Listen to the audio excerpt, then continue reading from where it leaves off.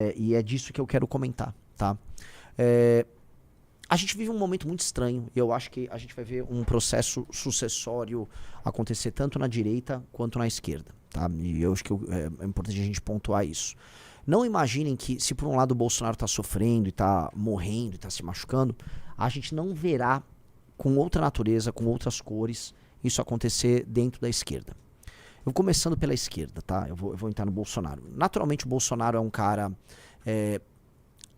que não tem o mesmo histórico do Lula. Lula é uma figura que foi sendo construída no final dos anos 70, para os anos 80, com as famosas greves operárias, o surgimento do PT, ele concorre para governador, deputado, depois ele só concorre a presidente e ele se firma como liderança maior da esquerda brasileira.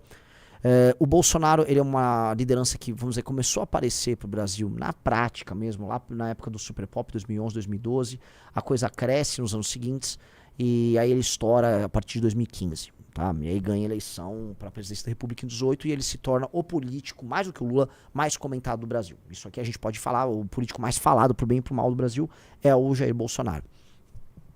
Mas a gente tá vendo um ocaso dele, né, a derrota, a desconstrução política dele acontecer e uma substituição dele dentro do próprio campo, que é o campo da direita, mais natural e veloz do que a gente viu com o PT.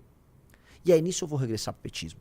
Porque por mais que o Lula tenha sido preso, que o PT tenha passado por, vamos dizer, tenha caminhado no Vale das Sombras, né, caminhado no Vale da Morte, após não só o impeachment da Dilma, mas a prisão do Lula em 2018, o PT retorna ao poder.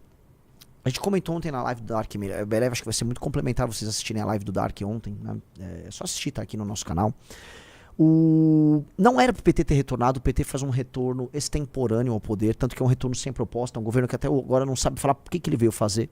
Eles tentam sempre criar um novo slogan, uma nova justificativa. Começou como o governo da picanha, depois virou, nós seremos o governo da democracia e agora ele é o governo da soberania. Eles estão o tempo todo tentando criar uma historinha pra contar e nenhuma dessas histórias cola exatamente porque o governo em si não deveria existir, né? Nós não estávamos num momento histórico da presença das esquerdas nessas posições de poder que elas estão agora no Brasil, entendeu? A mesma coisa que eu posso falar sobre o governo do Fernandes na Argentina. Esse governo do Fernandes Opa, tem um cara me xingando aqui. É o nosso Thiago Araújo que vive mandando pimba? Vamos lá. Renan, uma coisa é perdermos votos porque não cedemos as nossas posições. Outra coisa é perder votos porque você fica doxando todo mundo que te critica. Pare com essa atitude infantil que não agrega em nada. Deixa de ser moleque. Não dá pra defender. Primeira coisa, assim, vamos devolver... Hã? Então, devolva o diário do Thiago Araújo, que é um cara que costuma... Eu tenho respeito por ele, mas assim, o respeito que eu tenho por você, até porque você aparentemente nos conhece, não te dá o espaço pra você ficar chamando os outros de moleque aqui, entendeu? Então devolvam o dinheiro pra ele, não precisa do seu dinheiro aqui, o Thiago. É o seguinte, pessoas querem ficar escondidas num suposto anonimato, porque não é anonimato total. Elas usavam esse perfil com o rosto público delas, os dados delas são públicos, e aí querem chamar a Amanda de prostituta, outro quer inventar que eu deveria ser cancelado, porque esses cancelamentos terminam assim, com gente sendo atacada e destruída. Eles querem organizar cancelamentos e desconstrução de imagem pública dos outros, sendo eles próprios figuras que deixam seus dados normalmente, isso não é doxing, e aí eles ficam lá, né, vou atacar, vou destruir, não vou ter nenhum dano, entendi. O tipo de política que eles propõem pra gente é assim, a gente apanha, a gente tem que aceitar mentira, aceitar fake news, aceitar calúnia, injúria e difamação contra nós, e eles não podem correr absolutamente nenhum risco de serem atingidos pela lei. Ora, é muito fácil fazer política assim, né? Então vamos ter um exército de pessoas anônimas, só xingando os outros, cometendo crime contra os outros, e é gostoso. Não é. Se a figura é pública, ele usava o perfil público, esse último sujeito chamava usar o perfil público, chamava Pedro. O Pedro é um sujeito aparentemente, eu acho que ele era um sujeito meio gay lá, né, que tá morando na Argentina. Ele ia lá, ele gosta de xingar o MBL, ele gosta de organizar cancelamento. Só ele muda o nome dele pra Margarete e bota uma foto de uma mulher. A gente não pode lembrar que ele é o Pedro e que ele tá tentando, vamos dizer, cancelar e cometer crimes de calúnia, injúria e difamação? Você desculpa, Thiago, doxar seria eu pegar dados privadíssimos dessas pessoas que não estão disponíveis pra ninguém, endereço do cara, e eu colocar isso lá pra tentar destruir o cara. Não. As fotos são públicas da pessoa com o nome dele que ele usava publicamente nesse mesmo perfil. Aí entendi. Então a gente tem que ter sempre uma guerra simétrica. O sujeito vai, ele não corre risco nenhum, pode cometer crime, pode... Volta ao cara, dá a entender, como outros já fizeram, que a Amanda é puta, que a gente é criminoso, que a gente precisa disso, aquilo, e a gente não pode fazer nada. Ai, Renan, mas você não pode fazer... Eu faço o que eu quiser, cara. Eu vou fazer o que eu quiser. Se for eu a ter que defender o Kim, se for eu a ter que defender a Amanda, se for eu a ter que defender o Guto, eu vou defender. Esta é a minha natureza. Pode ser um defeito estratégico, tá? Chame do que quiser. Agora, molecagem, me chamar de moleque, por eu defender os meus, e por eu estar lá dos meus, e eu dar a minha cara pra defender os meus, eu não vou aceitar. Então, pega o seu dinheiro de volta, muito obrigado, tá? Mas você tá errado. Por favor, devolve o dinheiro do Thiago. Que isso? Como é que eu vou exigir que defendam o nosso projeto se eu mesmo não vou defender os nossos? Se eu não defender os nossos, o que é isso? Mas voltando, vamos lá. A lógica própria que a esquerda tem, e isso tem a ver com os projetos que são verdadeiramente estruturados, faz com que, é bom que você faça um corte exatamente, eu tô falando que eu tô voltando exatamente onde o raciocínio estava.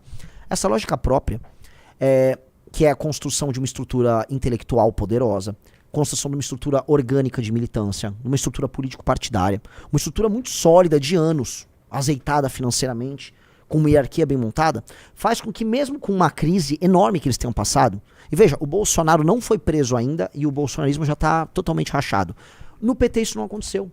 Com o Lula preso, e a gente poderia ter visto a ascensão de várias outras figuras, a esquerda ter se dividido, ter se balcanizado, o que a gente viu, na verdade, foi um reforço, uma construção de um campo político de esquerda centrado no Lula e uma candidatura para 2022 com uma frente ampla em que elementos do centrão de se juntar e disseram, não, nós vamos todos defender a democracia. Ou seja, o Alckmin foi à esquerda se submeter ao Lula. O Alckmin que era outrora um adversário deles. Sabe, assim, quando a gente olha o poder, a gravidade que você ser institucionalmente forte faz, isso te garante longevidade no processo. Mesmo quando essa longevidade não é boa. Porque a pergunta que eu deixo é bom para as esquerdas brasileiras ficarem permanentemente dependentes do Lula? Eu não sei, me parece que não. Tem uma coisa que é muito estranha na esquerda, que é o seguinte. A esquerda realmente, por conta do desgaste de material do governo Fernando Henrique, que chegou à presidência da República em 94 e governou até 2002. Esse desgaste material elegeu o PT. Mas o PT só sedimentou um eleitor pobre, esse eleitor muito humilde, quando o Lula foi e implementou o Bolsa Família. E houve também o crescimento econômico, houve várias coisas. São fatores multifatoriais que não são explicados apenas pelo Bolsa Família, mas houve da redução da fome, ao aumento do poder de consumo das pessoas mais pobres. Isso tudo criou uma lealdade, tá? Que foi reforçada pela estética, pela linguagem do Lula, pelo fato da pessoa ter uma identificação física com o Lula mesmo. Lula fala a linguagem dos mais humildes. Então, se criou um vínculo, aí o Lula se tornou dono de, vamos botar aí, 20 e poucos por cento do eleitorado. O eleitorado mais humilde do Brasil, cara, é Lula. E é Lula, acho que até morrer. Tanto que as pesquisas todas mostram que a aprovação do Lula e as intenções de voto pro Lula são muito fortes entre essas pessoas que são mais velhas, especialmente mulheres, beneficiárias de bolsa e tal. Então, isso tá dado. E aí existe um eleitorado mais urbano das esquerdas e tal. Não fosse esse eleitorado mais humilde que é do Lula, esse eleitorado urbano, ele procuraria novas opções. É um eleitorado, vamos dizer, menos preso nessa imagem messiânica. É um eleitorado mais politizado, a gente pode colocar assim. Esse eleitorado politizado, toda vez que vem uma disputa, vem o PT, dá uma paulada na cabeça e sossega o facho de geral. Isso aconteceu especialmente com o Ciro Gomes. O Ciro Gomes, toda vez que ele botou a cabeça pra fora, ele foi, vamos dizer, fortemente golpeado ali, tá? Então eu digo isso com toda tranquilidade, tá? Nós não podemos olhar para a construção política da maneira personalista como a direita pensa. Porque por mais que a esquerda seja frágil hoje como estrutura, porque falta ideias, ela está fora do espírito do tempo dela, hoje a esquerda está no poder. Veja, a esquerda não vive, a esquerda não está no poder por conta do espírito do tempo, mas ela chegou no poder mesmo com toda essa deficiência, mesmo com a liderança principal tá velha, porque ela é institucionalmente hierárquica, forte e bem construída. Já o Bolsonaro, né, ele não tem um aparato intelectual que lhe justifique. Ele não tem um aparato político institucional que lhe justifique. Ele não tem um aparato burocrático dentro da máquina pública que lhe justifique. Então, como o bolsonarismo é baseado no prestígio messiânico do Bolsonaro, o Bolsonaro caiu. Eu já escrevi sobre isso na Valete, né?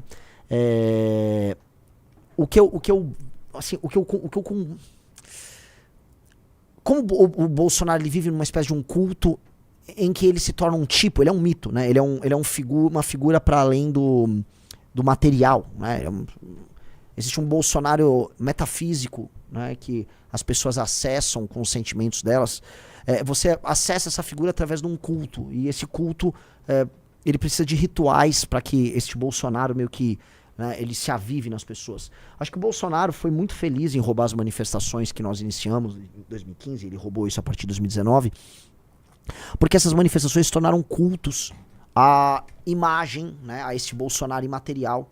E é quase como, vamos dizer, é um momento de congregação em que as pessoas evocam esse Bolsonaro, ele vem à Terra, assim, e aí ele se manifesta perante eles, e eles têm essa sensação de pertencimento. Então, é como se, como a única coisa que resta ao Bolsonaro é uma imagem, e há muito pouco de estrutura concreta ali, ele precisa permanentemente ficar evocando, né, essa energia. É quase como um ritual, vocês entenderam? Tipo assim, é quase como um ritual meio místico mesmo, muito louco. E aí esse culto, que você tem músicas, você tem danças, você tem roupas, você tem um ritual. E aí as manifestações, elas se tornaram ritualísticas. Então você olha essas últimas manifestações que o Bolsonaro convoca, são rituais. Efetivamente o Bolsonaro convoca rituais públicos de culto. Aí ele acha que ele será empoderado, né? É como se o Bolsonaro concreto, ele fosse, vamos dizer, incorporado, né, por esse Bolsonaro metafísico, essa entidade, e aí ele fica empoderado para enfrentar o Xandão, igual ele ficou enfrentando, sei lá, a pandemia. Então, é um ritual, muito claro, para haver uma incorporação desse herói Bolsonaro. É um ritual pagão que os caras fazem, e é claramente um ritual bastante pagão, e esse ritual meio que ele tá perdendo a força. E é um ritual meio tolo. E eu vou colocar outra, tá? Uma das formas de confirmação desse poder ritualístico são os números de rede social. Que é como se fosse, tá acontecendo, tá incorporando aqui, deu muito like, deu muito view. Então, todo bolsonarista e os discípulos do Bolsonaro, eles acreditam nessa religião da fama dele, do poder da imagem desse Bolsonaro. Então, eles ficam cultuando vamos dizer, a sua imagem pública. E isso é uma coisa que a gente precisa entender como completamente relacionado às redes sociais. Nesse sentido, o Bolsonaro ele é um fenômeno, né, muito pós-moderno. Ele é um fenômeno completamente líquido. Né? Ele é fluido. O Bolsonaro, né, se o Lula fosse uma pessoa, ele seria um homem hétero cis. Sabe? Old school. O Bolsonaro é como se fosse uma boyceta trans. Espero que vocês tenham entendido a analogia. O Bolsonaro é muito fluido, ele é muito pós-moderno, ele é muito uma invenção ele é um jogo de linguagem. Só que isso não é sólido. Não é sólido. Não é sólido. E aí tudo que é institucional vence ele. Porque pra funcionar, né, aí eu vou ter que... Vocês estão gostando? Vamos dando nota aí pra live, tá? Pra funcionar, a gente vai ter que evocar. Procura uma obra que chama. Procura aí um livro assim, Jung. Bota assim, palavra-chave Jung contemporâneo, Wotan com W. O Jung, ele falou, né? É um livro muito curtinho que eu vou, inclusive, indicar pra vocês comprarem, tá? Não, é Jung, né, Riso? Não um Jung com Y, né? Vamos ver se tem aí o nome do livro, imagens. É esse aí, Aspectos do Drama Contemporâneo, tá? Comprem esse livro, é um livro muito curtinho. O Jung, ele fala o seguinte, que o grande deus da floresta, o grande deus caçador, o principal dos deuses germânicos, que é o Wotan, que é o Odin, ele é um deus que ficou adormecido por muito tempo, ou seja, no fundo ele está dizendo que é um arquétipo, o arquétipo do Wotan, que é o arquétipo fundamental para os germânicos, ele ficou adormecido por muito tempo. Talvez por conta do cristianismo, ele ficou adormecido. E aí ele começa a retornar no século XIX, seja nos delírios do Jung, desculpa, nos delírios do Nietzsche, seja, sei lá, eu não sei se ele menciona isso, mas dá pra sentir isso um pouco na música do Wagner, né? E aquilo começa a voltar, ele começa a se incorporar no homem alemão, e aí ele assume um homem. Esse homem se chamava Adolf Hitler. E aí então, é como se fosse assim, eles ficaram evocando o Wotan, né? E houve inclusive todo um processo de busca por cultura e por religião pagã, por elementos esotéricos dentro da Alemanha, né? Você vai pegar aquele movimento do bigodinho, ele era profundamente esotérico, né? Muita besteira esotérica, mas profundamente esotérico. Então, do final do século XIX para o começo do século XX, o alemão tá nessa busca, e talvez estivesse numa busca dessa identidade, tal. E aí pro Jung, o Hitler incorpora o Wotan. E aí essa incorporação ritualística com os rituais de massa, com as grandes palestras que o Hitler fazia, com as grandes manifestações, com a linguagem, com tudo que foi montado ao redor dele, né? Ele se apodera dos meios políticos. Ele tinha uma instituição muito forte, que era o Partido N, né?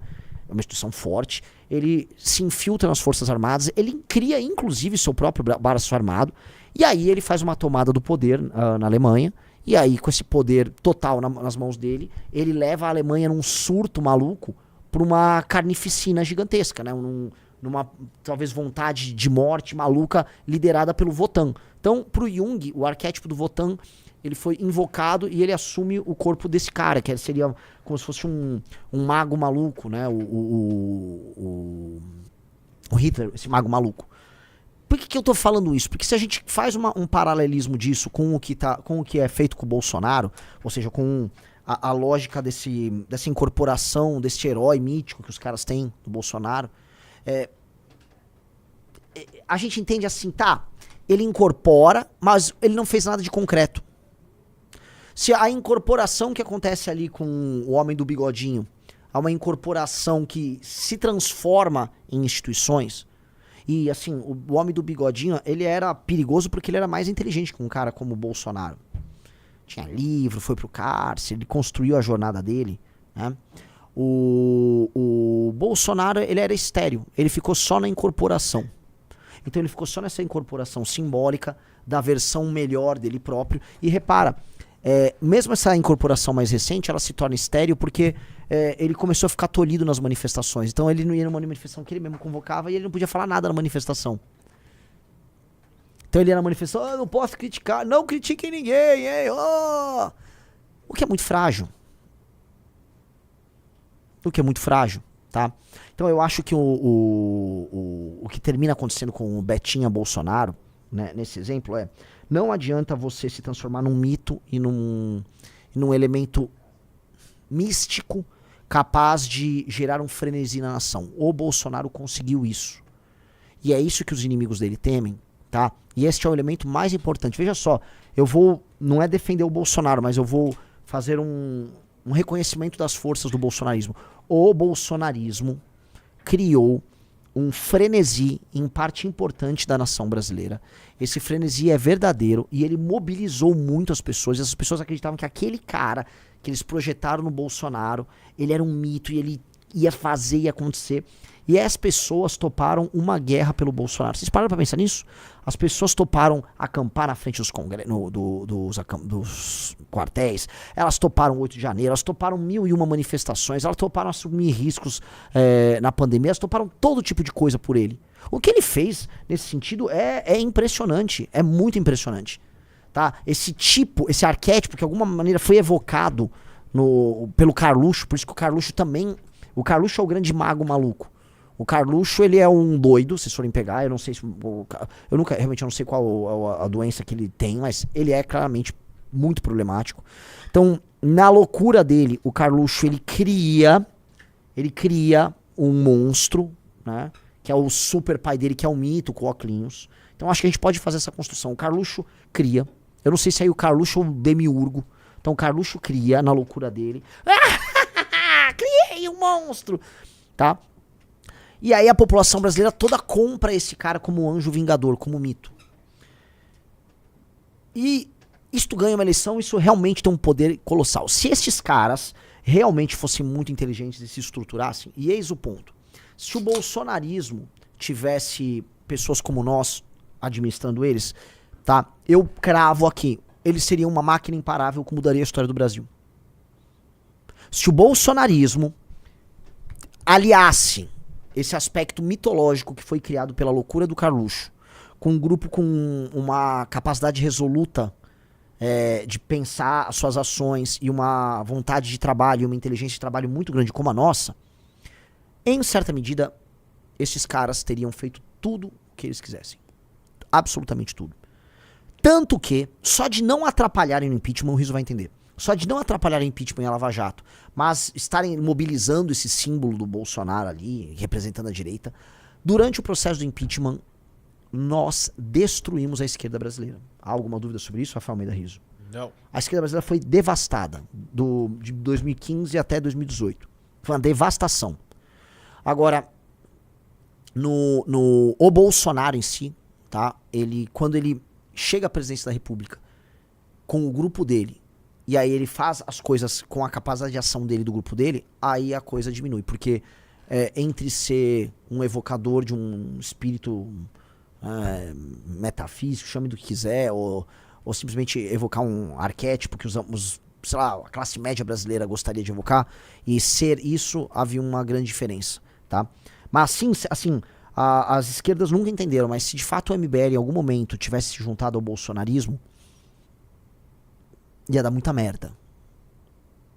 Eu me digo se juntar no sentido de que a gente ia abdicar da nossa própria dignidade, das nossas próprias ideias, e servíssemos como soldados, como mercenários à causa deles.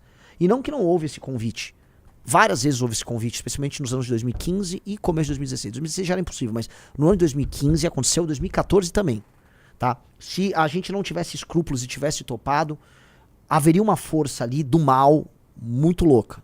Nós nunca topamos isso. Nós nunca topamos. Pessoal, like na live. Importante que você deixe seu like na live. Tá?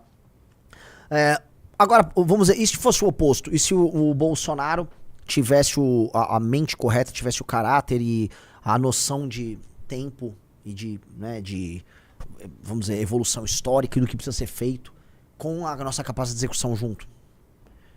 Sim, o Brasil passaria por mudanças muito profundas entre 2018 até agora, porque primeiro ele não teria perdido a eleição em 2022 nem a pau, e segundo, se esse símbolo bolsonarista direcionasse as pessoas para as missões corretas, vocês entenderam o que eu quero dizer, entendeu? Nossa senhora, seria colossal. Então, a grande diferença da esquerda e da direita é que, por mais que o Lula tenha esse símbolo, e ele não é um símbolo mobilizador, né? O papai Lula, o papai dos pobres Lula, ele não é uma figura que mobiliza as pessoas para uma guerra, para um grande enfrentamento, que é um espírito revolucionário que o símbolo do Bolsonaro gerou para o eleitor dele. Não, o eleitor do Lula, ele vê o Lula como uma mãe protetora. Eu acho que o Lula, ele é muito mais feminino do que masculino. O Lula é uma grande mãe com suas grandes tetas, fornecendo um alimento fundamental para o povo. Então, o seu povo, ele se sente alimentado. O Lula, eu acho que é uma coisa matriarcal, tá? Ele representa essa mãe, uma mãe provedora. O Lula tá provendo, ele tá provendo e tal. Tanto que é um governo muito feminino, que atende muito a eleitores mulheres, tanto que as próprias pesquisas mostram que ele vai muito melhor entre as mulheres. E esse Lula, nesse sentido, ele não mobiliza pra guerra, ele mobiliza pra proteção, né, pro cuidado, que é justamente um tipo de linguagem que não é mobilizante. Inclusive, a gente pode, né, vou fazer aqui um paralelo histórico, né, atenção, indo-europeus mencionados, tá? A gente pode fazer uns... Bingo, o que a gente pode construir aqui, né? Houve, de fato, eu recomendo o livro, escreve Marija, com J, aí Gimbutas com G, que são as religiões da velha Europa, né? Em que ela postula a ideia de que havia uma Europa matriarcal, tá? Essa autora, que é uma autora lituana, virou professora na Universidade da Califórnia, acho que foi na UCLA, ela postula a ideia de que havia uma Europa matriarcal, e essa Europa matriarcal, ela apresentava um estilo de vida quase idílico e quase sem conflitos, porque as pessoas tinham preocupações mais materiais no seu provento e menos com a guerra. E essa Europa matriarcal, ela é alvo de invasões de religiões, de homens que eram ligados a uma religião patriarcal, profundamente violenta e hierarquizada. Então você tinha uma sociedade quase socialista na Europa, muito feminina, a sociedade da Longhouse. E essa sociedade, ela realmente é uma sociedade ritualizada, era uma sociedade que buscava resolver seus conflitos de maneira não violenta e próspera, material, e aí a sociedade ela é vandalizada e destruída por um bando de bárbaros, um bando de Conan o Bárbaro, vindos do leste, né, vindos da estepe. Eles vêm e varrem essas sociedades do mapa, tornando a Europa patriarcal e violenta, né? A tese dela é interessantíssima, mas ela está errada, né? As sociedades agrárias da Europa, já foi comprovado, eram sociedades, primeiro, patriarcais, menos patriarcais do que dos indo-europeus, mas também patriarcais. Eram sociedades também guerreiras, profundamente violentas, e muitas delas praticavam rituais de sacrifício humano. Então, tinha nada de muito idílico ali, tinham conflitos terríveis deles com os caçadores-coletores antes da chegada dos invasores da estepe, ou seja, era um mundo muito complicado. Mas, o que ela postula, acho que é uma coisa muito mais simbólica do que fática, porque os vestígios arqueológicos não ficaram ao lado da Maria Gimbutas. O que tá claro simbolicamente era uma sociedade mais feminina. Assim como a sociedade de Creta, dos minoicos, ela era mais feminina do que a sociedade dos invasores ali indo-europeus que chegaram, né, dos micênicos. Natural, tá? Tô falando isso porque a gente pode colocar assim, o bolsonarismo como um fenômeno muito mais masculino, entendeu? Um fenômeno de direita mais masculino, mais revoltoso e hierarquizante, e o lulismo como um fenômeno mais feminino. Esses são os dois tipos à disposição. E a diferença do lulismo com o bolsonarismo é que o lulismo aí teve mais inteligência aplicada, mais disciplina aplicada na construção deles enquanto grupo político, e o PT ficou mais estruturado, então a sucessão à esquerda está mais difícil. E o bolsonarismo, ele caiu pelas tabelas porque ele é um grupo burro. Ele é como se fosse uma... Eu vou falar que o Bolsonaro é uma versão covarde do Átila Uno. Porque vocês sabem, os hunos foram uma praga, eles invadiram o que restava de Império Romano, geraram uma pressão gigantesca sobre os germânicos, eles foram um terror tão grande, tá? Se você for pegar a história, acho que é do Anel dos Nibelungos, me corrijam aí, tá? Tem todo um drama que os alemães, eles sofrem na mão do Átila, né? Tem todo um drama, eu não sei, olha, me corrijam se até o Siegfried sofre na mão do Átila, me corrijam, por favor. Os alemães sofrem na mão dos hunos, os hunos devastam ali, eles devastam os romanos, o papado é obrigado a intervir, e aí só checa aí se eu tenho alguma coisa a ver do Siegfried com eu chuto, não lembro se era ele ou era outro herói germânico. Like na live. Tá. E aí o Átila, ele é derrotado depois numa aliança entre os visigodos.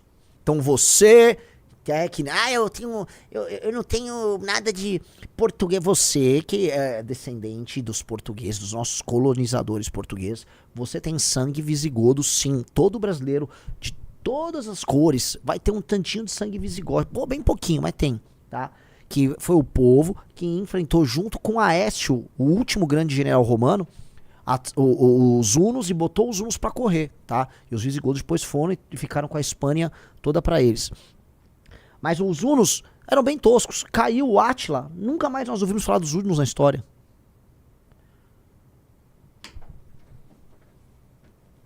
Nunca mais, sumiram. Que eu acho que vai ser o destino do bolsonarismo. Não vai sobrar nada.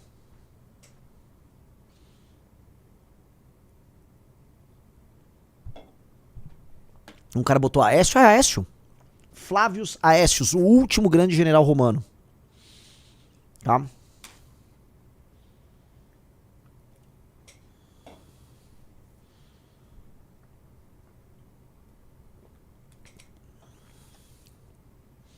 Os caras Aécio Neves. Vocês conseguem imaginar o que está à disposição de vocês, né? Definitivamente o Aécio Neves, o bundão das Minas Gerais, o Aécio Neves, nunca será o último grande general romano, Flávios Aécios, tá?